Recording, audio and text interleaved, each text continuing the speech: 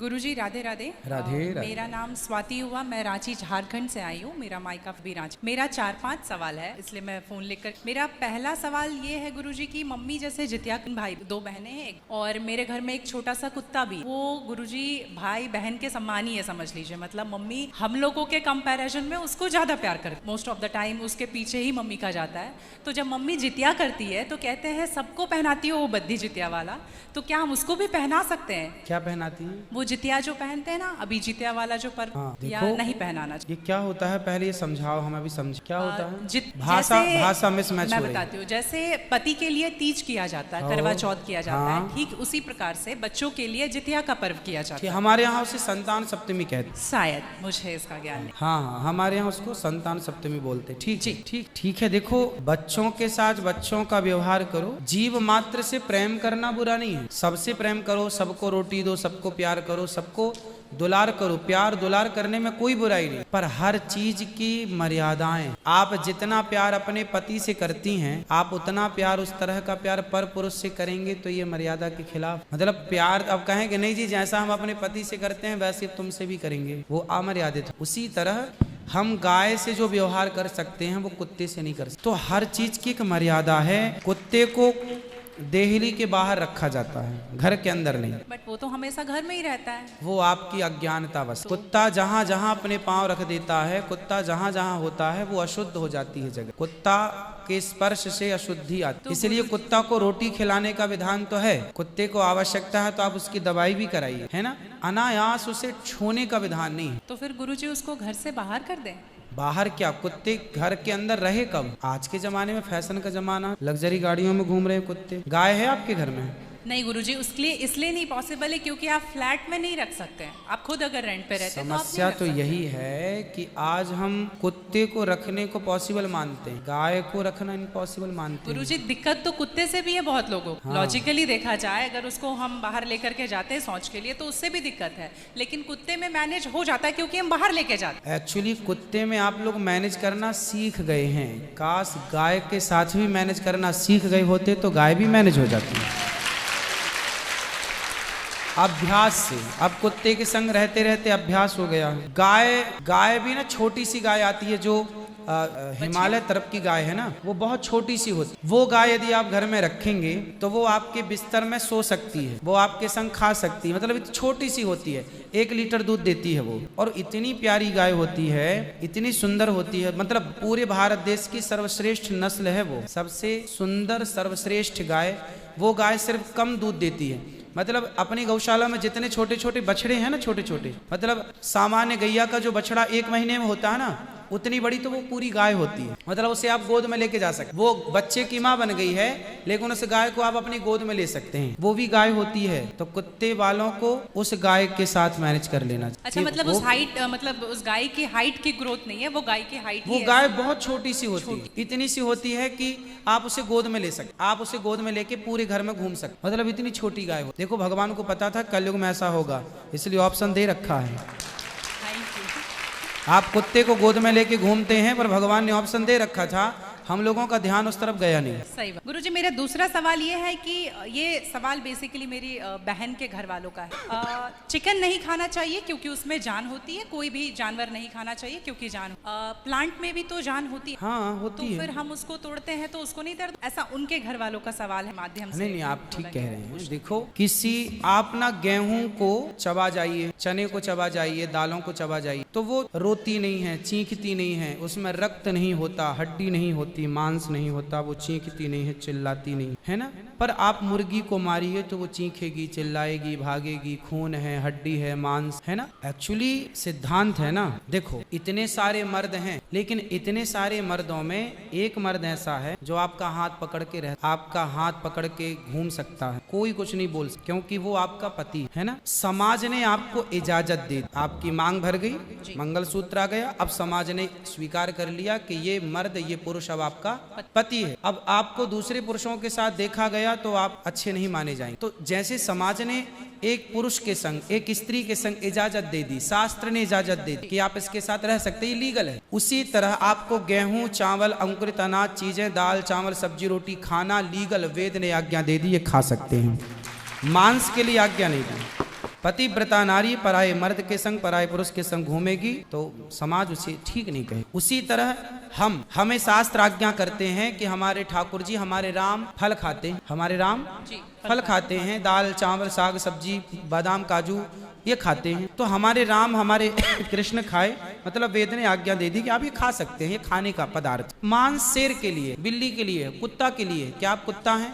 क्या आप बिल्ली हैं? क्या आप शेर हैं? क्या आप चीता हैं? फिर जब हम मनुष्य हैं तो मनुष्यवत व्यवहार करें। हम वो ना खाएं जो हमारे लिए नहीं है। अब मांस खाने वाले जानवर ना, आप गौर से देखिएगा, मांस खाने वाले जितने जानवर होते हैं, कुत्ता बिल्ली चीता शेर, सब जीभ से चाट चाट के पानी पीते हैं। आपने कुत्ते को पानी पीते देखा हो, लेकिन आप कैसे पानी पीते हैं? होंठों से पीते हैं, मुंह से पीते हैं। गाय कैसे पानी पीती है? मुंह से, जैसे हम लोग पीते। कुत्ता चाट के, बिल्ली चाट के। मतलब शाकाहारी जानवर और मांसाहारी जानवर दोनों ईश्वर ने बनाए। गाय को आप मांस परोसिए नहीं खाएगी, वो बकरी को मांस परोसिए नहीं खाएगी, भैंस को मांस परोसिए नहीं खाएगी। जब जानवर जानवर होके अपने धर्म में अड़े हैं तो हम इंसान क्यों अपना धर्म छोड़ रहे हैं?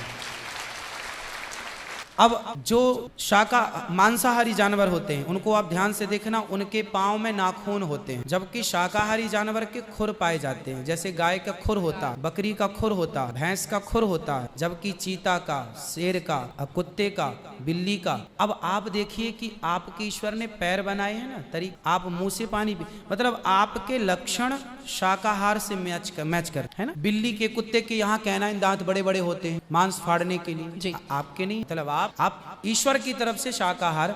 और अब मैं नहीं कहता, आप मेडिकल साइंस का अध्ययन करके देखिएगा, साइंटिस्ट लोग अब सिद्ध। अभी मैं इंग्लैंड गया था, वहां मुझे बताया कि जो अंग्रेज लोग इनके बाप दादी जो मांस खाते चले आए हैं, अब कुछ अंग्रेज लोग इतने जागरूक हो गए हैं कि अब वो मांस नहीं खाते। वो कहते हैं कि अब इसको खाने से बीमारियां बढ़ रही हैं, लोग परेशान हो रहे हैं। पहले के लोग जंगल में कंदमूल फल खाते थे, ये अब खाने लग गए हैं, सुअर खा रहे हैं, कुत्ता खा रहे हैं। अब बहुत सारे लोग शाकाहार की तरह जो जागरूक हैं बढ़ रहे हैं। तो आप और हम तो पहले से जागरूक, तो हम क्यों अपने आप को मांसाहार की तरफ, क्यों किसी की हड्डी चबाएं? बताइए, हमारे यहाँ मुर्दे को छूने से लोग नहाते हैं, कितनी दुर्गंध है।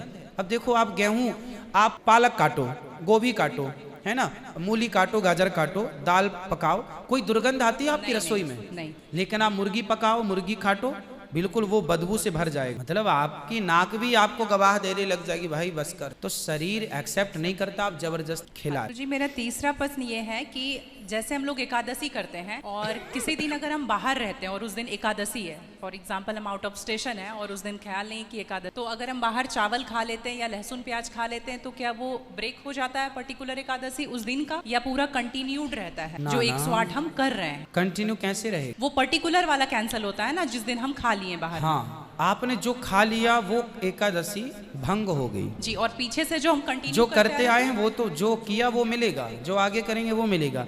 पर हमें इस बात का ध्यान रखना चाहिए। यदि आपने एक बार खा लिया, एकादशी के दिन कोई ने धोखे से कुछ खा लिया, चावल खा लिया, रोटी खा ली, बिस्किट खा लिया, तो भगवान से क्षमा मांगनी चाहिए, प्रभु अज्ञानवश हुआ, हमें क्षमा। और फिर उतने को ही फलाहार मान लेना चाहिए, फिर कुछ नहीं खाना चाहिए। जैसे आज आपने धोखे से चावल खाया, आपने खाया ही एक कौर, तभी याद आया आज तो एकादशी। अब आप बोलेंगे नहीं, हे प्रभु अपराध हुआ, क्षमा। भगवान का नाम जप करो और उसको ही अब मान लो कि अब मेरा पारण होगा, अब फिर मैं कुछ नहीं खाऊं, तो फिर वो पूरी एकादशी मान ली जाएगी।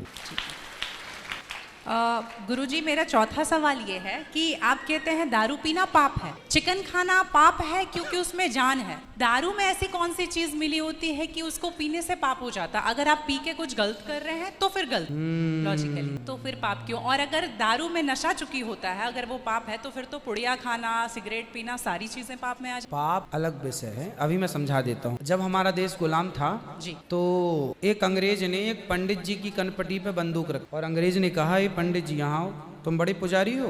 हाँ पुजारी। हिंदू हो? हाँ। आज मैं तुम्हें गोली मारूंगा। पंडित जी बोले क्यों मारोगे? बोले आज 4 चीजें तुम्हारे सामने। अंग्रेज ने 4 चीजें पंडित जी के सामने रख। पहले पराई स्त्री लाके रख, तुझे आज इसके संग रहना है। दूसरा मांस रख दिया, आज तुझे मांस खाना है। और तीसरा ढेर सारा सोना रख दिया। इतना सोना तो रोज भीख मांगता है ना, ले जा सोना। और चौथी दारू रख दी, शराब। इन चारों में एक चीज तुझे लेनी पड़े, नहीं लेगा तो गोली मार। बोल क्या लेता है? पंडित जी बोले पराई औरत तो मैं नहीं देख सकता, मार दो गोली मुझे, पर मैं पराई स्त्री के, मेरी माँ बहन, मेरे संस्कार ऐसे हैं कि ये मेरी माँ बहन और बेटी है, मैं मर जाऊंगा पर चरित्र में दाग नहीं लगने दूंगा, तो ये स्त्री तो मैं नहीं ले सकता। अब मांस भी मेरे धर्म के खिलाफ है, आप गोली मार दो, मैं ब्राह्मण हूँ, मैं मर जाऊंगा पर ये धर्म नहीं छोड़ूंगा। और रहा ये सोना भी नहीं लूंगा, क्योंकि मैं भीख इसलिए बेईमानी करता तो भीख क्यों मांगता, मैं ईमानदारी से भीख मांग के खा सकता हूँ, बेईमानी का करोड़ों नहीं ले सकता, इसलिए सोना भी नहीं लूं। हाँ, पंडित जी को लगा ये तो पानी है, दारू शराब, उनको दारू पानी, ये तो पानी है। पंडित जी को बेचारों को पता नहीं था कि दारू का क्या मजा है। अब उनको लगा ये पानी है, पिएंगे निकल जाएगी। पानी समझ के पंडित जी ने बोला कि चलो गोली कनपटी में बंदूक रखा है, चलो पी लेते हैं, अभी निकल जाएगी शाम तक। पंडित जी ने दारू पी, और जब दारू पी ली तो दारू जब पी तो नशा चढ़ा, और जब नशा शराब का जब नशा चढ़ता है तो इंसान नहीं रह जाता। जैसे स्त्रियों को जिसको ऑपरेशन होता है ना, तो रीढ़ की हड्डी में डॉक्टर एक इंजेक्शन लगाते हैं जिससे शून्य हो जाता है, वो अंग क्या हो जाता है, कोई भी ऑपरेशन में डॉक्टर आपको शून्य कर देता है। उसी तरह शराब आपके मस्तिष्क को, आपके सोचने विचारने की क्षमता को शून्य कर, माइंड को शून्य कर देती है।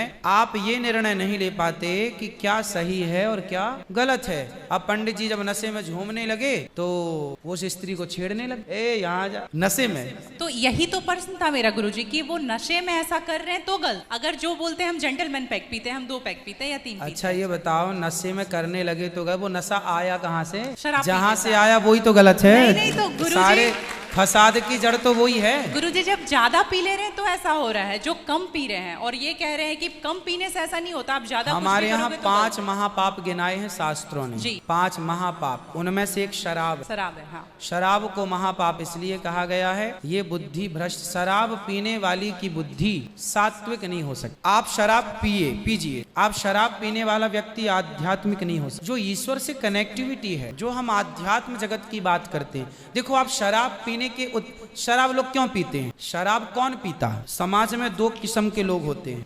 एक वो होते हैं, जैसे मैं सात्विक हूँ, आप सात्विक हैं, आप चाहते हैं कि मैं भजन करूं भगवान का, ज्यादा हाय नहीं, शांत खुश भगवान के चिंतन में। एक तो इस प्रकार का आदमी है भगवत चिंतन में, वो ज्यादा खाता भी नहीं। एक आदमी कैसा है, जो विषय भोगी है, शराब शरीर को गर्म कर, शराब शरीर को गर्मी पहुंचाती। और जो व्यक्ति भोगी होता है, जिसे भोगों को भोगना है, वो लोग शराब का उपयोग करते हैं अपने भोगों की क्षमता को बढ़ाने के लिए। अब जिसे भोगना है वो तो अपनी क्षमता भोगों की बढ़ाए और शराब पिए, परंतु जिसे भगवत प्राप्ति करना हो, ईश्वर से नेह करना हो, मन लगाना हो, संत लोग 1 टाइम भोजन करते हैं, 2 टाइम नहीं खाते। बोले शरीर को केवल जिंदा रखना है, ज्यादा खिलाएंगे तो शरीर फिर हानिकारक, मन भटकेगा। इसलिए यदि आपके अंदर ईश्वर की प्राप्ति की साधना है तो आपका आहार विहार शुद्ध अपने आप हो जाएगा। और मन में यदि कामना है तो फिर लोग तो चरस भी पीते, अफीम भी लेते। ये सब चरस अफीम क्या करते? शरीर को उत्तेजित करती है। ये सब शरीर को उत्तेजित करने वाले पदार्थ हैं। तो बाकी जितने भी नशा वाली चीज हैं, गुटखा, दारू जो भी हैं, ये सारे फिर उतने ही इक्विवेलेंटली सब नुकसानदायक। खैनी से कैंसर होता है, सिगरेट से लंग्स खराब होते हैं। गुल से क्या होता है? किससे? गुल जो करते हैं। गुल क्या होता है? वो पाउडर एक होता है ना, वो मैं जान। चरस अफीम क्या है? ड्रग्स? नहीं वो ड्रग्स नहीं होता, डब्बे में आता है। नहीं, वो गाँव के लोग को मैंने देखा करते हुए। तंबाकू चूना? नहीं, वो मैं उसके बारे में पहली बार सुन रहा हूँ, अब रिसर्च करना पड़ेगा वो चीज क्या है। मतलब कुछ भी नशीला पदार्थ देखो गलत है, सब गलत है, सब गलत। शराब कौन सी सही है? सिगरेट कोई पिए तो कौन सा समझदार? आप खैनी खाएं, गुटखा खाएं, अब कौन सही? इसे कौन कहे? मूर्ख ही सही कहेगा, खाने वाला ही सही कह सकता है। तो मतलब सब इक्वली उतना ही पाप पुण्य अलग विषय हो गया। नहीं गुरुजी, आप कहते हैं कि शराब को पाप माना गया है, ये सारी चीज पाप के अंतर्गत है। अब सेहत खराब हो ही जाएगी। शराब के नशे को पाप माना गया है, बाकी चीजें गलत है। महापाप में शराब को लिया गया है, बाकी चीजों को गलत। सही कैसे हो सकती है? खैनी और सिगरेट और बाकी। महापाप में शराब को गिना। देखो, एक होता है महापाप, एक होता है पाप। महापाप 5 प्रकार के हैं। पाप अनेक प्रकार के हैं। तो पाप है, गलत है, ये सब चीजें गलत हैं, शराब महापाप है। आगे गुरुजी, मेरा लास्ट प्रश्न आपके माध्यम से ये बुलवाना है। बहुत सारे लोग खच्चर पर जाते हैं केदारनाथ, और वैष्णो देवी भी जाते हैं खच्चर। अगर आप देख रहे हैं तो अभी रिसेंट का वीडियोस देखे होंगे, तो उनको चरस पिला करके लेकर के लोग जा रहे हैं। किसको? खच्चर को जी, एक नाक बंद करके एक नाक से पिला रहे हो, और आपको यहाँ पे बहुत सारे लोग एडमायर करते हैं, इवन 11 मिलियन लोग एडमायर। अगर आप ये बोल देंगे कि आप धाम जाते हो तो जाओ, लेकिन पैदल जाओ, इनका प्रयोग मेरे लिए बहुत अच्छा होगा, क्योंकि हम बहुत ज्यादा ही एनिमल लवर। तो ये देख करके लगा था मुझे कि कभी आऊंगी यहाँ तो आपके माध्यम से। इसलिए पहले के लोग जब तीर्थ यात्रा पर वहाँ केदारनाथ बद्रीनाथ जाते थे तो इस उद्देश्य से जाते थे कि अब वापस नहीं आना। पहले के लोग जाते थे इस उद्देश्य से कि अब वापस नहीं आना, वहीं भगवत धाम में चले। आजकल इसलिए आज के जमाने में तीर्थ इत्यादि जवानी में ही कर, माँ बाप को समय है, पाँव हाथ चल रहे हैं तो करा दो, भजन करो मस्त जवानी में, बुढ़ापा तो समय से सब कर लो, बुढ़ापे में फिर तो खच्चर ही बचेगा। तो बुढ़ापा, जो देखो बूढ़े लोग हैं जो नहीं चल पा रहे हैं पर आस्था है दर्शन की, तो वो अपने हिसाब से जाते। नहीं तो गुरुजी हेलीकॉप्टर भी तो है ना? हाँ हेलीकॉप्टर का बजट सबका नहीं होता, हेलीकॉप्टर से सब नहीं जा सकते ना, उसकी टिकट ही महंगी 25-50 हजार रुपए लगता है, लाख रुपए भी लगता होगा भगवान जाने। अब सामान्य आदमी कहाँ वो 50 हजार की टिकट कटाए, वो तो 1000-2000 दे के जाना चाहे। तो सबके अपने अपने बजट हैं, पर ये कोशिश करो कि हम अपने पांव पर चलें, हम किसी पर बोझ ना बने। ये सही है कि हम किसी जीव को परेशान ना करें। यदि वो गधा वधा जो भी है खच्चर, वो यदि स्वस्थ है, क्योंकि हमारे यहाँ राजाओं के जमाने में घोड़ों पर ही सवारियां होती थी, रथ घोड़ों के द्वारा ही चलाए जाते, तो उन घोड़ों का ध्यान भी रखा जाता। पंच परमेश्वर कहानी है जुम्मन सिंह खलगू चौधरी, उसमें इक्का गाड़ी की भी कहानी है ना, तो उसमें बैल के द्वारा इक्का गाड़ी चलाई गई, उसका जिक्र है। तो हमारे यहाँ पहले ना जैसे किसान खेत में जोताई करते थे, जुताई तो बैलों से होती थी, तो बैलों को ना दिन भर जुताई में रखते थे और रात भर उनको चराते थे। रात भर वो अच्छा घास खाएं, दिन भर उनको जब भी गर्मी पड़े 2 घंटे का रेस्ट, 2 घंटे छोड़ दें, वो चर लें, वो पानी पी लें, मतलब उनका प्रॉपर ख्याल रखा जाता था। आज कुछ लोग क्या है, पैसे कमाने के लिए उनका ख्याल तो रखते नहीं है, और वो पैसे लेने के चक्कर में ना उसको भरपेट खिलाते हैं, ना उसका पानी का ध्यान, ना खाने का ध्यान, तो वो कमजोर हो जाता है, मर जाता है कई बार। वही प्रॉब्लम है गुरुजी, वो 5-5 बार चढ़ाते हैं और आने के टाइम पे पूरा पाँव टूट जैसा जाता है, और फिर उसका ध्यान नहीं रखते। उसकी खिलाई पिलाई हो, और एक समय होता है, यदि जवान है तो उसको उपयोग में लिया जाए, बूढ़ा है तो उसको रिटायर कर दिया जाए। अब बूढ़े गधे के ऊपर भी लोगों को बिठा कर ले जाएंगे, तो एक हर व्यक्ति जानवर हो या इंसान हो, हर चीज की क्षमता होती है, जवानी सबके साथ होती है और बुढ़ापा भी सबके साथ, तो उन लोगों को भी इस बात का ख्याल रखना चाहिए। आप लोग भी अपने पांव पर चलने की कोशिश करें, और कुल मिला के जीव पर कोई भी भार ना बने, जीव मात्र को हम परेशान ना करें। धन्यवाद। नहीं तो रावण ने विभीषण को अपमानित कर दिया, लात मार के निकाला। उसी समय रावण के बारे में क्या लिखा? आयुहीन भय सब, उसी क्षण रावण की आयु नष्ट हो गई। माता पिता गुरु इनका अपमान करने से हमारी आयु घटती है, और संतों को, माता पिता को प्रणाम करने से आयुर्विद्या यशो बलम, आयु बढ़ती है।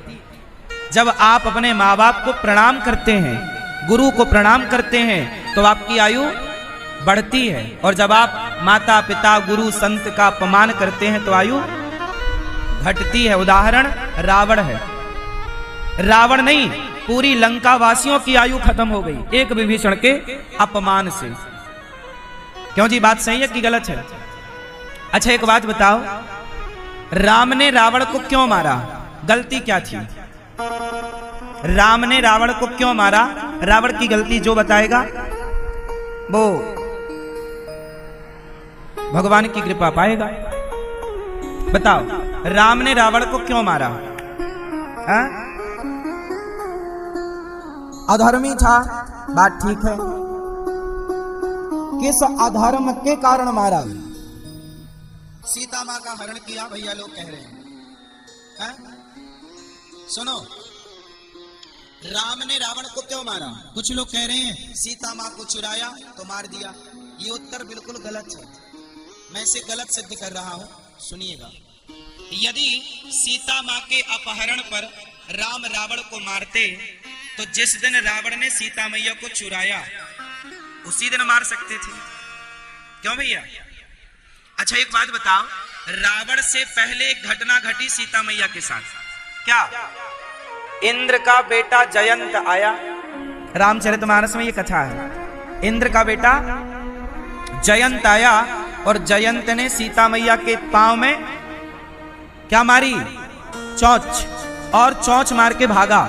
जब भागा उस समय राम जी क्या कर रहे थे? सीता माता के बालों में गजरा, बाल में पुष्प लगाकर सीता मैया जानकी माता का श्रृंगार कर रहे थे। तो जयंत को लगा कि ये कैसा भगवान है, ये तो स्त्री लंपट दिख रहा है, क्योंकि पत्नी का श्रृंगार कौन करता है? क्यों आप लोग अपनी पत्नी के बाल बाल संवारते हो? दादाजी आप हैं डोकरी? आपकी हैं श्रीमती जी? बाल बाल कभी संवारते हो उनके? हाँ या ना? हैं? आपकी हैं? नहीं। अरे नारियों का श्रृंगार तो भगवान करते हैं, नहीं करते? क्या हमारे श्याम सुंदर राधा रानी का श्रृंगार नहीं करते? क्या हमारे राम सीता मैया का श्रृंगार नहीं करते? जब करते हैं तो कभी कभी आप भी अपनी पत्नी का श्रृंगार किया करो। ये गृहस्थ का आनंद है, ये गृहस्थ का आनंद है। पत्नी भी बेचारी खुश रहेगी कि हमारा डोकरा बहुत प्यार करता है। डोकरी भी खुश, डोकरा भी खुश, तो खुश ही रहना चाहिए। राम श्रृंगार कर रहे हैं, बालों में पुष्प लगा रहे हैं। जयंत को लगा कि यह भगवान नहीं हो सकता, ये कोई स्त्री लंपट है। अब भैया राम की परीक्षा लेने आया कौन? इंद्र का बेटा, बड़े बाप का बेटा है। आया, जब आया तो सीता मैया के पांव में उसने चोंच मारी और भागा। राम ने देखा कि खून आ रहा, रक्त सीता मैया के पांव से। एक तिनका उठाया राम ने, तिनके का धनुष बनाया और दूसरा तिनका उठाया और तिनके का बाण बनाया और धनुष बाण ऐसे छोड़ दिया। ब्रह्मास्त्र बन गया वो बाण और त्रैलोक में घूमा। ब्रह्मा बचाओ, शिव बचाओ, इंद्र बचाओ, कोई उसे बचाने वाला त्रैलोक में ना मिला। जयंत दौड़ा दौड़ा, यहां भागे यहां भागे, अब तो लगा मर जाएगा। तब नारद जी मिल गए। क्या हुआ? क्षमा करो गुरुदेव, ये ब्रह्मास्त्र मेरे पीछे लगा है। किसने लगाया? राम ने। क्या अपराध किया? सीता मैया के पांव में जरा सी चोंच मार दी। तो नारद जी बोले अपराध सीता माँ का है, तो जा बिना देर लगाए, तुझे ब्रह्मा नहीं बचा सकते, तुझे शिव नहीं बचा सकते। राम के क्रोध से कोई बचा सकता है तो माता जानकी बचा सकती है, क्योंकि तूने अपराध माता का किया। जा दौड़ कर गया तो सीता मैया के जब पांव में गिरा, राम के चरणों में गिरा, तो राम जी की तरफ सीता मैया ने कहा, देखकर प्रभु ये अपना बेटा है, क्षमा। तो सीता मैया के कहने से राम जी ने उस बाण को शांत कर लिया और जयंत की रक्षा हुई। अब एक बात बताओ, अपराध जयंत ने किया तो राम ने बाण लगा दिया, लगाया ना? अब उत्तर दो कि जयंत का अपराध बड़ा था कि रावण का अपराध बड़ा था? उत्तर मैया, ओ लाल मैया, किसका अपराध ज्यादा था?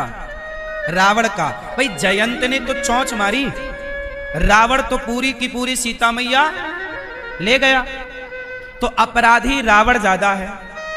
अब सवाल खड़ा हुआ कि जयंत के पीछे बाण लगा सकते थे तो रावण ले गया, तो क्या राम रावण के पीछे बाण नहीं लगा सकते थे? और लगाते तो क्या रावण को उस बाण से कोई बचा पाता? उत्तर दो, उत्तर दो। नहीं। इससे सिद्ध हो गया कि राम ने रावण को मारा, पर यह गलती से नहीं मारा कि तूने सीता चुराई है। बताओ किस गलती से मारा है? एक बात बताओ, जब तक विभीषण लंका में थे तब तक राम ने तनिक भी रावण का बिगड़ने दिया? लेकिन रावण ने जैसे ही विभीषण को त्यागा तो क्या हुआ? जो संपत्ति शिव राव नहीं, दीन दिए दसमात, सोई संपत्ति विभीषण नहीं, सकुच दीन रघुनाथ। राम ने विभीषण को लंकापति बना दिया। क्यों? सीता मां का चुरहरण कर लिया रावण ने। राम ने इसलिए नहीं मारा रावण को इसलिए मारा कि तूने मेरे भक्त का अपमान करके उसे लंका से निकाल दिया, और जो भक्त का अपमान करता है उसका मैं सर्वनाश कर देता हूं। अहम भक्त पराधीन यस्वतंत्रिवध्वज। हे रावण, कोई मुझे लात मारे मैं सह लूंगा। सुनो ब्रजवासियों, आप तो सब जानते हो, मैं आपको क्या बताऊं, फिर भी आप सुन रहे हैं, ये आपका बड़प्पन है। भगवान कहते हैं कि मुझे लात मारोगे मैं सह लूंगा। सुनो, कभी तुम्हारा मन होए तो भगवान को लात मार लेना, वो सह लेगा। बताओ भगवान को लात किसने मारी? भृगु जी ने एक लात मारी छाती पर। जब लात पड़ी तो भगवान श्रीमन नारायण ने क्या किया? चरण पकड़कर सहलाते हुए कहा, भृगु जी हमारी छाती बड़ी कठोर थी, आपके चरण बड़े कोमल, कहीं आपके चरणों में चोट तो नहीं लग गई। जब ये भाव सुना तो भृगु जी चरणों में गिर पड़े। गए थे परीक्षा लेने, फेल हो गए भृगु जी, पास हो गए भगवान, चरणों में गिर पड़े। प्रभु ऐसा दयावान मैंने नहीं देखा कि छाती पे लात मारा मैंने और आपने मुझसे ही कहा कि चोट तो नहीं आई। तो भगवान ने कहा कि मुझे लात मारो मैं सह लूंगा। भृगु जी ने भगवान को लात मारी और रावण ने भगवान के भक्त को लात मारी। तो भृगु जी का सम्मान बढ़ा है, लेकिन रावण का सर्वनाश हो गया। भगवान कहते हैं मुझे लात मारो सह लूंगा, पर मेरे भक्त को लात मारोगे सर्वनाश कर दूंगा। इसलिए कदापि भक्त का अपराध ना हो, इसे कहते हैं भक्त अपराध। कौन सा अपराध?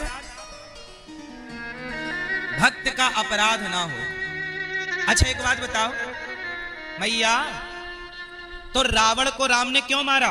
क्योंकि रावण से भक्त का अपराध हो गया। क्यों? बात सही है। सीता मैया को चुराया, यह भी अपराध था, पर यह अपराध राम की दृष्टि में बड़ा नहीं था। विभीषण को लात मारा, यह अपराध बड़ा था। अब मैं इस अपराध पर भी आपको बात करूंगा। सीता मैया को रावण ने क्यों चुराया?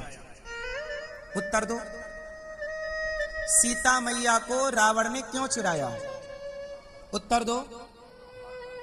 रावण के कुल का उद्धार, ये तो ठीक है कि रावण अपने कुल का कल्याण चाहता था, तो भाई कल्याण तो शरण में चला जाता तो भी हो जाता।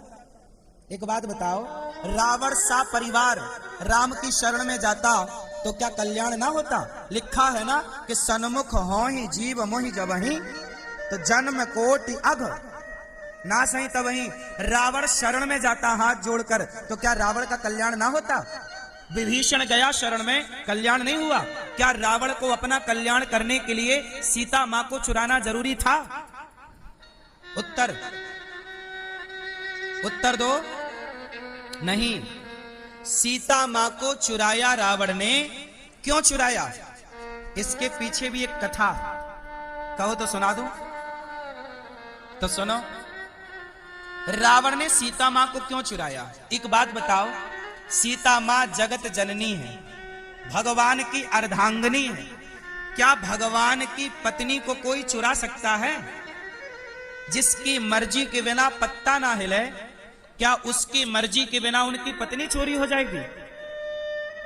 तो क्या सीता की चोरी में राम का हाथ था? क्यों? क्या राम चाहते थे कि मेरी पत्नी चोरी हो जाए? उत्तर दो मैया, क्या राम चाहते थे कि मेरी पत्नी चोरी हो जाए? बोलो हाँ कि ना? ना। तो क्यों चोरी हो गई? राम की मर्जी के बिना पत्ता नहीं हिलता, तो राम की पत्नी को कोई उठा के ले जाएगा? कैसे हो सकता है? सब ही नचावत राम गोसाई, सबको कौन नचा रहा है? जब राम सबको नचा रहे हैं तो रावण चुरा कर ले गया, तो रावण की इतनी ताकत कि वो जगत के पालनहार की पत्नी ले जाए। सीता मां को क्यों चुराया रावण ने? सुनो कथा। रावण ने सीता मां को इसलिए चुराया क्योंकि सीता माता से अपराध हो गया। जो अपराध रावण से हुआ भक्त का, वही अपराध सीता मैया से भी हो गया। बोलो हाँ कि ना? हाँ सुनो, ये मैया मोबाइल कर लो पहले। क्या रावण को फोन लगाई? नहीं नहीं, मैंने पूछा ना रावण ने क्यों चुराया, हो सकता डायरेक्ट फोन। काहे चुराए बताओ, सवाल खड़ा है। सुनो, ये बात तब की है जब राम जी सोने के मृग के पीछे भाग रहे थे। मारीच आया, राम जी गए, मारीच ने छल से क्या बोला, हा लक्ष्मण, क्या पुकारा? जब बाण मारा भगवान ने, राम ने, तो क्या बोला मारीच ने, लक्ष्मण। जब लक्ष्मण पुकारा तो सीता मैया को लगा कि मेरे राम संकट में है। मेरे राम, बोलो, मेरे राम संकट में है, लक्ष्मण जाओ, मेरे राम। लक्ष्मण जी ने कहा माता, राम पर कभी कोई संकट आ नहीं सकता। सीता मैया बोली नहीं, राम पर संकट है, जाओ। लक्ष्मण जी बोले नहीं मां, संकट नहीं आ सकता। उस समय जब लक्ष्मण जी नहीं गए तो सीता मैया ने लक्ष्मण जी को जानते हो क्या क्या कहा? बड़े कठोर वचन कहे। इतना वचन कठोर कहा कि सीता मैया ने यह तक कह दिया कि लक्ष्मण तुम्हारी तो नियत खराब है। लिखा है वाल्मीकि रामायण में, तुम्हारी तो नियत खराब है। लक्ष्मण जी रो पड़े, चूंकि माता है पलट कर कह नहीं सकते, कुछ सफाई दे नहीं सकते। लक्ष्मण जी ने रेखा खींची, लक्ष्मण रेखा, कहा माता मेरा मन नहीं है आपको छोड़कर जाने का, क्योंकि ये जंगल राक्षसों से भरा है, आप पर संकट आ जाएगा माता। पर आपने मुझे कहा मैं जा रहा हूं मां, पर ये रेखा को पार मत करना। लक्ष्मण जी गए, और जब गए तो क्या हुआ, रावण आया, सीता मैया को ले गया। अब बताओ सीता मां से कौन सा अपराध हुआ? सीता मां ने लक्ष्मण जैसे भक्त का अपमान कर दिया। सीता मैया से गलती हो गई, भक्त का अपराध हो गया। क्या हो गया? भक्त का। मैं आपसे बार बार हाथ जोड़ के कह रहा हूं कि धोखे से भी भक्त का अपराध ना हो। सीता मैया से भी भक्त का अपराध हुआ, इसलिए सीता मैया को जब रावण चुराया तो सीता मैया बोली लक्ष्मण तुम्हारा दोष नहीं था, दोष मेरा था जो मैंने तुम्हें गलत कहा। इसी की सजा मुझे मिल रही है कि रावण मुझे लेकर जा रहा है। और राम ने एक भी बाण नहीं छोड़ा। जयंत के पीछे तो बाण छोड़ा, रावण के पीछे क्यों नहीं छोड़ा? क्योंकि राम बोले सीता आपने मेरे लक्ष्मण का, मेरे भक्त का अपमान किया है, और भक्त का अपमान सीता मैया भी करेंगी तो भगवान उन्हें क्षमा नहीं करेंगे। समाज के लिए यह संदेश है कि कभी आप भक्त का अपमान ना करें, किसी साधु की निंदा ना करें, किसी भक्त के तिरस्कार ना करें। कोई द्वार पर आए तो रोटी दो, नहीं है तो हाथ जोड़ के गिलास भर पानी पिला दो, पर यह ज्ञान मत दो कि बाबा तू कमा के खा नहीं सकता। भाई हम तुम्हारे द्वार पर रोटी मांगने आए, उपदेश लेने नहीं आए। हम आपके द्वार पर आए तो आजकल समाज में क्या होता है, कोई साधु भिक्षा मांगने चला जाए तो कुछ लोग क्या बोलते हैं, अरे बाबा तू तो बड़ा हट्टा कट्टा है, कमा के खा नहीं सकता। अरे भैया हमारे भारत में मधुकरी परंपरा है, संतों का धर्म है भिक्षा मांगना, और हमारा सौभाग्य है जिस गृहस्थ के द्वार पर साधु आता भिक्षा मांगने, और जिस गृहस्थ की रोटी खाता वो रोटी नहीं खाता, तुम्हारे पापों को पचाकर समाप्त कर देता है जिसकी रोटी साधु खाता।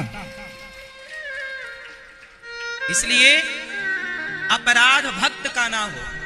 क्यों जी, बात सही है कि गलत है? सीता मां से गलती हुई कि नहीं? जोर से हुई, और हुई तो दंड भी मिला। दंड क्या था? लंका।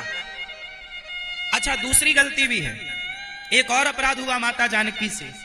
मैं बहुत चरण की रज हूं, मैं क्या अपराध गिनाऊं किसी के, लेकिन जो सिद्धांत है उस पर तो बात करनी ही पड़ेगी। जानकी माता तो हमारी माता है, वो कोई अपराध नहीं कर सकती, हम तो उनके बच्चे हैं, लेकिन फिर भी जो सिद्धांत कहता है वो तो कहना ही पड़ेगा।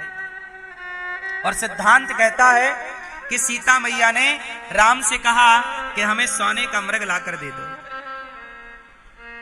हमें सोने का मृग लाकर दे दो। जब राम जी ने कहा कि हमें सोने का मृग लाकर दो, तुरंत राम जी समझाए कि सोने का मृग तो होता ही नहीं। अच्छा, सीता मैया का मन कहां लग गया? सोने में। तो राम जी ने कहा कि सोने के मृग में कितना सोना होगा? 4 किलो, 10 किलो, 50 किलो। जब आपका मन राम से हट गया और सोने में लग ही गया सीता, तो चलो आपको कुछ दिनों के लिए सोना दिखाने के लिए सोने की लंका ही भेज देते हैं। सोने में मन लगा है तो जाओ, थोड़ा सोने के बीच में रहोगे, मन लग जाएगा सोने में। सीता मैया का मन कहां लग गया? सोने में। कहां से हट गया? राम से। इसलिए कहता हूं, सोना देना मेरे प्रभु के हाथ का, बाएं हाथ का खेल है। सोना चांदी हीरा मोती कोई बड़ी बात थोड़ी है। भगवान से वस्तु ना चाहकर भगवान से भगवान को चाहा जाए। इसलिए भक्त के लिए सिद्धांत बना कि भगवान से कुछ ना लो, भगवान से भगवान को लो। सीता मैया ने सोना चाहा तो सोने की लंका मिल गई। अच्छा, एक बात बताओ, सीता मैया का मन सोने के मृग में क्यों चला गया? ये चश्मा वाले भैया बताएंगे। सीता मैया का मन सोने के मृग में क्यों गया? चश्मा वाले भैया बोलो। क्योंकि सोने के मृग में इसलिए गया क्योंकि सोने का मृग जो था वो नकली था, माया। बोलो हाँ हाँ कि ना? मैया आवाज आ रही है ना? सोने का मृग क्या था? माया का बना हुआ नकली मृग था। और सीता मैया का मन माया के मृग में चला गया। क्यों? क्योंकि सीता मैया भी असली वाली नहीं है, ये भी माया की सीता है। तो माया का मन माया में, माया का मन माया में, क्योंकि वो असली सीता नहीं थी, वो छाया सीता है, माया सीता है। असली सीता कहाँ है? अग्नि में। कहाँ है? अग्नि में। और वो सीता जो बनी वो कौन? वो सीता कौन? वो सीता है वेदवती। वो कौन सी सीता है?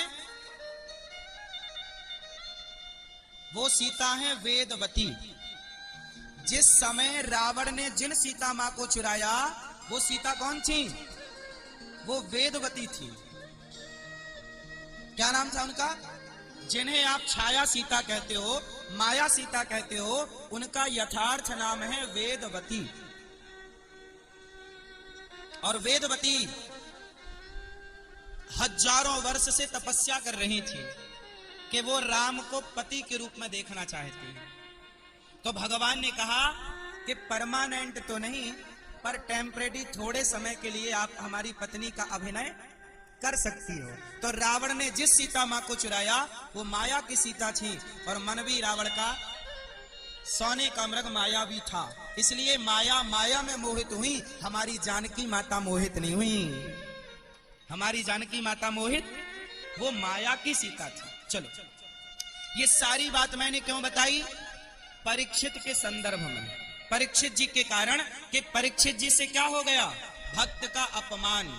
समीक ऋषि के रामायण ये कोई फिल्मी किताबें नहीं है। लोग पीते हैं, पी पी के गिरते, हम तो पीते हैं गिरते नहीं है। हम क्यों नहीं गिरते? हम तो पीते हैं सत्संग का ये अंगूरों की मदिरा। फिर इसलिए सत्संग के रस में रहने वाला व्यक्ति, भक्ति भाव में रहने वाला व्यक्ति कभी गिरता नहीं। और गिरे कैसे? जैसे भगवान पकड़ ले वो कभी गिर थोड़ी सकता है। और सत्संग पे चलने वाले को तो ठाकुर ही पकड़ता है, भगवान ही पकड़ते हैं। अच्छा, राजा परीक्षित ने कलयुग को रहने का पहला कमरा बनवाया। जुआ, शराब, शराब नहीं पीते, स्त्रियां जानते हो? स्त्री कौन सी स्त्री? पर स्त्री। कौन स्त्री? पर स्त्री। पर मतलब परायु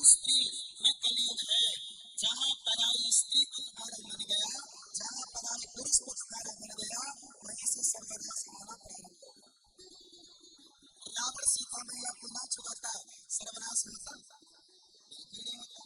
तो रावण जैसों का सर्वनाश हो गया, उनके पति का सर्वनाश हो गया।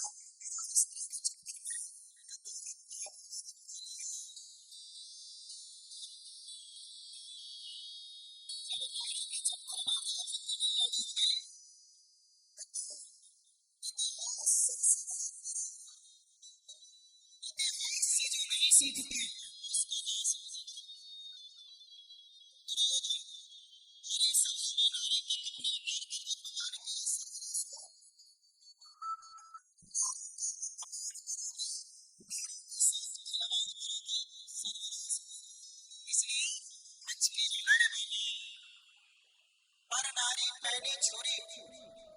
पर नारी पहनी छुरी तीन तरफ से खाए, धन हरे यौवन हरे और घोर नरक ले जाए। पराई नारी से जो बच गया उसका कल्याण निश्चित है, और जो पराई नारी में उलझ गया उसकी दुर्गति निश्चित है। इसलिए कलयुग रहता है कहाँ भैया? पराई स्त्री में। और स्त्रियों के लिए पर पुरुष, यहाँ भी कलयुग है। पर स्त्री पर पुरुष, स्त्रियां भी पराये पुरुष के पास ना जाएं। आजकल बड़ा चल रहा है, अपने पति को ड्रम में पैक किया, दूसरे के संग रंग रलियां मना रही है। बोलो हाँ, फिर ऐसे में नाश होगा, हो ही गया उसका। इसलिए नारियां भी सावधान रहें। आप केवल अपने पति को देखो और किसी को नहीं। तो आप कहो कि महाराज क्या आंखों में पट्टी बांध लें और किसी को ना देखें? देखना बुरा नहीं है, ताकना बुरा है। देखो भालो तको मत, बोलो चालो बको मत, खाओ पियो छको मत, चलो फिरो थको मत। देखना बुरा नहीं है, क्या बुरा है? ताकना। और आज के लड़के क्या गाते हैं? ताकते रहते तुझको सांझ सवेरे। आजकल तो ताकते ही रहते, ताकना गलत है। इसलिए पराई नारी पराई पुरुष से बचने का, वरना सूर्पनखा की क्या कट गई? नाक कट जाएगी यदि तुम पराई पुरुष के चक्कर में गई तो। क्यों जी? सावधान दोनों को रहना पड़ेगा। आजकल पुरुष कम भाग रहे हैं, कुछ नहीं। अब ये अरे ये मैया कहाँ चली गई? छोरा की गुम है गई। देखो मैया कहाँ तुम्हारा छोरा, तुम कहाँ हो? छोरा को कुछ फर्क ही ना पड़े, मैया को पता ही ना। सुनो, कलयुग का चौथा स्थान द्यूतम पानम स्त्रिया सोना मांस। मांस तो कभी ब्रजमंडल में चलती नहीं होगा। क्या कोई मछली खाता? अंडा मछली बकरा बकरी मुर्गा तो नहीं ना? ब्रजमंडल में कुछ नहीं है। क्यों? बात सही है ना? ब्रजमंडल में क्या नहीं है? मांसाहार। मैंने तो ब्रजमंडल में ये तक देखा, वृंदावन में, कि शादी होती है लड़का लड़की की तो बारातियों को जो भोजन बनता है उसमें लहसुन प्याज तक नहीं डालते। ये मैंने ब्रजवासियों को देखा है। क्या बात सही है कि नहीं? तो ब्रजमंडल में तो बेचारे हमारे ब्रजवासी लहसुन प्याज तक नहीं खाते, क्योंकि हमारे ठाकुर को भोग नहीं लगता। इसलिए जो हमारे ठाकुर को नहीं पसंद वो हमें नहीं पसंद। तो हमारे यहाँ तो हमारे गुरुजी कहा करते थे वृंदावन में कि वृंदावन की मंडी में पहले कभी लहसुन प्याज मंडी में नहीं आता था, अब आने लग गया। बात ठीक है, कुछ लोग आ गए तो खा रहे होंगे कुछ लोग, लेकिन जो आप लोग हैं ब्रजवासी जन, मेरी आपसे प्रार्थना है, दुनिया कुछ भी करे पर हम आप सबके धर्म, जैसे कल हमने आपको बताया ना कि भरत जी जैसे भाइयों के बल पर धर्म टिका है, ऐसे आप अच्छे सच्चे लोगों के बल पर धरती पर धर्म टिका हुआ है। इसलिए जमाना भटक जाए तो भटक जाए रास्ता, आप ना भटकिए। क्या भैया?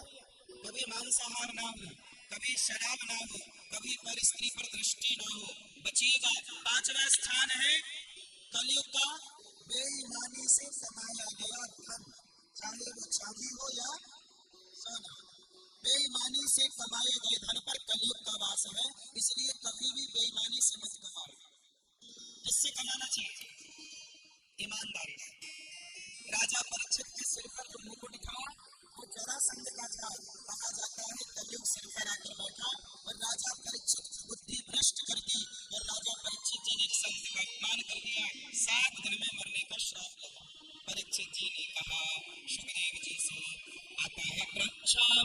सिद्धिं योगिना परमं गुरुं पुरुषस्य यत्कार्यं क्रियमाणस्य सर्वथा।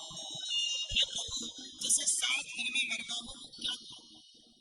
सुखदेव जी ने कहा, हरियाणे सते कृष्ण क्रतो लोके हितं आत्मवित् सम्मतः पुंसः श्रोतव्यः दिशयः परः।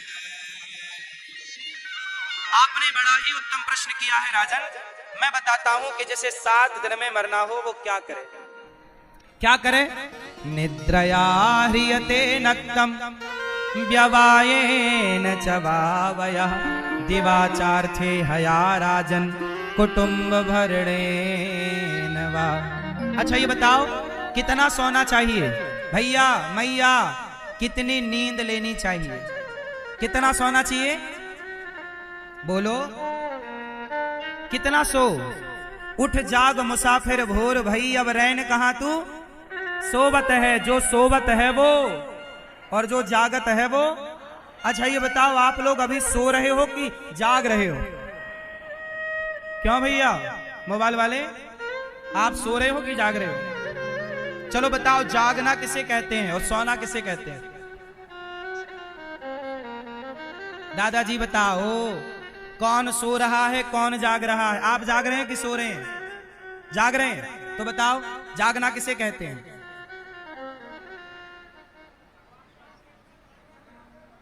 हाँ, भगवान शंकर कह रहे हैं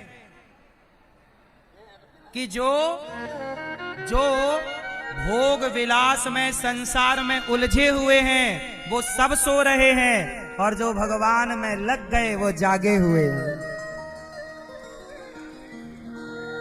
जागा कौन? हरि तज विषय हो ही अनुरागी। जो हरि को तज चुके हैं, भगवान को भूल चुके हैं और माया में भोग विलास में उलझ गए, ये सब सो गए। जानिए तब ही जीव जब जागा, जब सारे विषयों से मन हट जाए और मन में परम वैराग्य जाग जाए, भगवान को पाने की इच्छा मन में जाग जाए, तब समझो कि जाग गए। अभी भी आपका मन संसार में लगा है, मतलब आप अभी भी सो रहे। जब आपका पूर्ण मन श्री राधा रानी के चरणों में, श्याम सुंदर के चरणों में लग जाए और जब उनकी याद में आंसू गिरने लग जाए, तब समझ लेना कि आप कुछ कुछ जाग रहे हैं। अब प्रभु से प्रीति हो रही है, यही जागना, वरना दादाजी सब सो रहे हैं। बात सही है? सुनो, राजा परीक्षित जी ने कहा गुरुदेव मैं क्या करूं? तब कहा जितासनो जितश्वासो जित संगो जितेंद्रिया। आसन को जीतो, प्राणायाम किया करो और मन को भगवान में लगाओ। मन लगता नहीं है, मन को लगाना।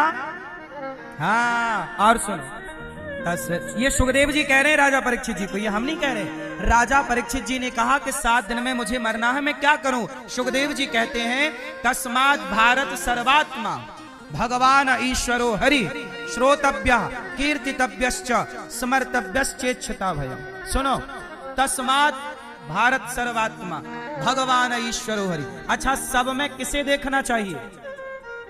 बोलो क्यों मैया? सब में कौन?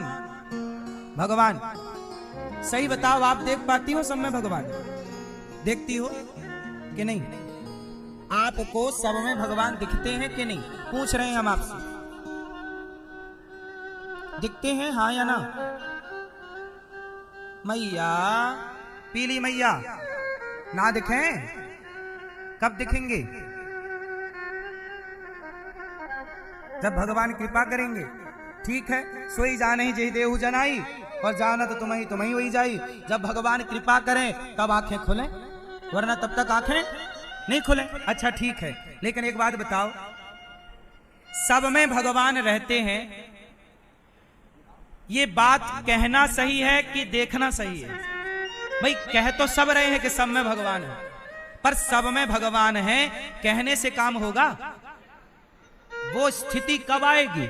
हम लोग मर जाएंगे, पता नहीं वो स्थिति प्रकट ना हो पाए। इसलिए कहता हूं हमारे मृत्यु आए मृत्यु आए उसके पहले ये स्थिति आ जाए कि सब में हम ईश्वर को देख पाएं, कण कण में अपने कृष्ण का अनुभव कर पाएं, ये आ जाए हम सबके बीच। यही सुखदेव भगवान कहते हैं, राजन भगवान ज्यादा हाय हाय नहीं करना चाहिए। अच्छा बताओ, सबसे बड़ा धन क्या है? सबसे बड़ा धन, सबसे बड़ा गौधन, गजधन, बाजधन और रतन धन खान, जब आवे संतोष धन, सब धन धूरी। सबसे बड़ा धन है संतोष। चलो बताओ, आप में से कितने लोगों के पास संतोष है? जिनके पास है वो हाथ उठाएं। आपके अंदर नहीं है? है? मैया, मैया, ओ मेरी माँ, आपके भीतर संतोष है? हाँ। गौधन, गजधन, बाजधन और रतन धन खान, जब आवे संतोष धन, सब धन धूरी समान। जितना दिया विधाता ने बहुत है। अच्छा ये बताओ, भगवान ने आप लोगों को ज्यादा दिया है कि कम दिया है? क्यों? भगवान ने आपको ज्यादा दिया कि कम दिया? बोलो। जितना दिया है, जो प्राप्त है, क्या वो पर्याप्त है? प्रार्थना इतनी सी है कि जो प्राप्त हो जाए उसे पर्याप्त मानकर ईश्वर का धन्यवाद देना चाहिए। अच्छा बताओ, भगवान ने आपको क्या दिया? वो कौन सी चीज है जो सबसे अनमोल है इस धरती पर और वो ईश्वर ने आपको दिया? बताओ वो क्या है जो सबसे अनमोल है और ईश्वर ने आपको दिया? दादाजी बताओ क्या है? क्या है? हाँ मां, हाँ, वो क्या है जो सबसे अनमोल है और आपको दिया? क्या दिया आपको? अनमोल क्या?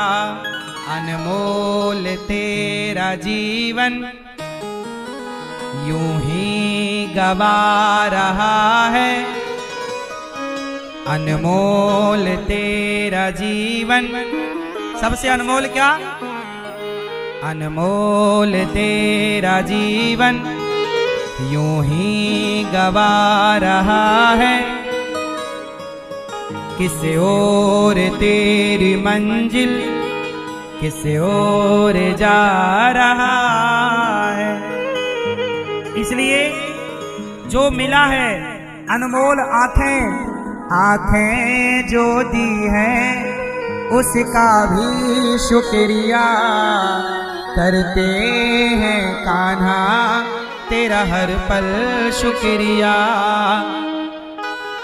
ये बच्चा किसका है? आ जाओ मैया जी, ले जाओ बच्चे को। है ना? मैया आओ मेरी माँ, ये बच्चा किसका है? खो गई है इसकी माँ, जिसे मिले बता देना, आकर ले जाओ बच्चे को, कब से रो रहा है।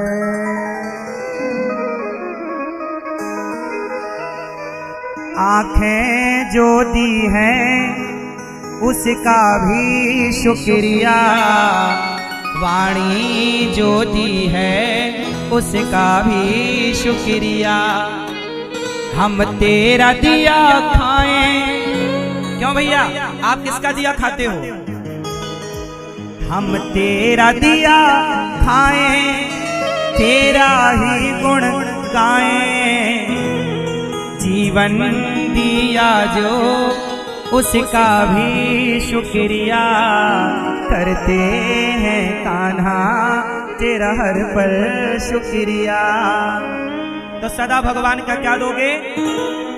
धन्यवाद, शुक्रिया शुक्रिया, जो भी कुछ तुमने दिया। शिकायत नहीं। अच्छा ये बताओ, सुदामा के घर में पेट भर रोटी थी? जोर से, क्या सुदामा के घर में पेट भर रोटी थी? नहीं थी। क्या सुदामा ने कृष्ण से शिकायत की कि आज कन्हैया मेरे घर में चूल्हा नहीं जला, मैं तेरा इतना बड़ा भगत हूं और देख चूल्हा नहीं जला? ना, भगवान सुख दें, दुख दें, हानि दें, लाभ दें, जैसा जो दें भगवान उस अरे ऐसे ना पकड़ो लाला एक हाथ से, ऐसे। सुदामा जी इतने गरीब सुदामा, लेकिन शिकायत नहीं की। भूखे सो गए, पानी पीकर सो गए, पर कृष्ण से कभी शिकायत। और सुनो, सुदामा भी बढ़िया थे। द्वारिका गए तो श्री कृष्ण से कुछ लेने नहीं गए, बल्कि अपनी हैसियत के अनुसार 4 मुट्ठी चिवड़ा देने गए थे। क्यों? सुदामा द्वारिका लेने गए थे कि देने? क्या? इसलिए भगवान से लेने का भावना रखो। भक्त तो वही है जो सर्वस्व देना चाहे भगवान को, और जब भगवान को देता है ना भक्त, तो भगवान भी फिर सुदामा को दिए कि नहीं दिए। इसलिए सुखदेव जी कह रहे, सत्याम छितौ किम कसिपो प्रयासैर बाहौ स्वसिद्धि युपवर्हणै किम सत्यंजलौ किम पुरुधान्य पात्र्या दिग्वल्कलादौ सति किम दुकूलै क्षीराणि किम पति नशन्ति दिशन्ति भिक्षाम। सुखदेव जी कहते हैं, राजन ज्यादा हाय हाय नहीं, जो विधाता दे दें उसमें प्रसन्न रहना चाहिए। जो माया देवी की माया की कामना करते हैं, लक्ष्मी की, वो माया की उपासना करें। जो ये चाहते हैं इसकी, जो वो चाहते इसकी उपासना। आखिरी में कहा, अकामः सर्व कामो वा मोक्ष कामा उदारधि तीव्रेण भक्ति योगेन यजेत पुरुषम परम। जो परमात्मा को भजते हैं उन्हें सब कुछ मिलता है। भागवत जी में 10 प्रकार के लक्षणों का वर्णन किया। अत्र सर्गो विसर्गश्च स्थानम पोषण मूतया मनवंतरे शानु कथा निरोधो मुक्तिराश्रय। 10 लक्षणों का भागवत जी में वर्णन हुआ। अब भगवान के स्वभाव का वर्णन। कैसा है स्वभाव? अच्छा सुनो, भगवान श्री कृष्ण विदुरानी के घर गए और छिलकों का भोग लगाए, ये स्वभाव है। दुर्योधन की मेवा त्याग दी, छिलकों का भोग लगा रहे। जब विदुरानी भगवान श्री कृष्ण का दर्शन करने गई, पता लगा कि आज हस्तिनापुर आए हैं, तो भीड़ में चली गई, टुकुर टुकुर कन्हैया को देख रही है। और जब कन्हैया ने काकी जी को देखा तो इशारे से कहा, काकी जी लौट कर आएंगे तुम्हारे घर। तो काकी जी घबराई और विदुर जी से कहा कि कन्हैया ने कहा है कि लौट के आएगा, क्या आएंगे? विदुर जी बोले, अपन गरीब इतने दूर रहते शहर से, कैसे आएंगे? भगवान अपने को कैसे दर्शन देंगे? विदुर जी ने कहा किसी और से कहा होगा।